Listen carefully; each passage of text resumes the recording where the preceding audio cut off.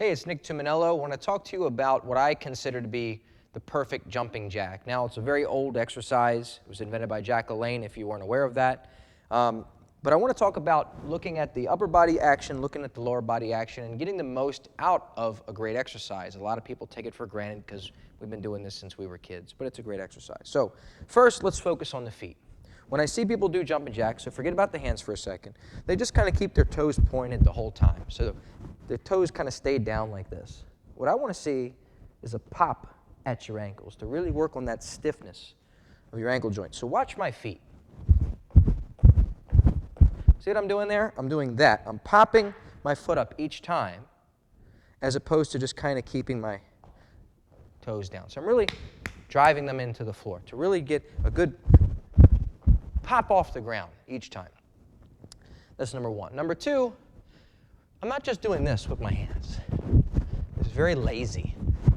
I really want to come all the way up and clap at the top. And I always say, actually, the clap is nice because it keeps my shoulders in a more neutral position as opposed to here or here, which is more internally rotated, which tends to close down the shoulder joint.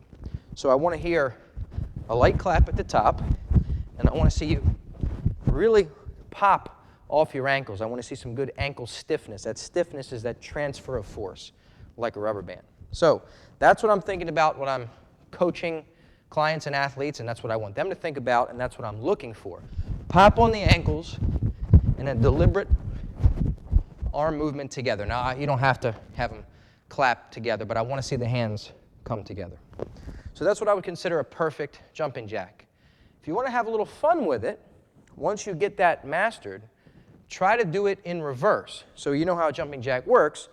The upper body and legs open up at the same time. So it's like this, like this. Well, start with your legs open. That's normally where my hands would be like this, right? And your hands like this way. So as the hands close, the legs close. So it's backwards. And that can really, some people, if they haven't practiced, they can really get thrown off when they do that. So it's just a new challenge.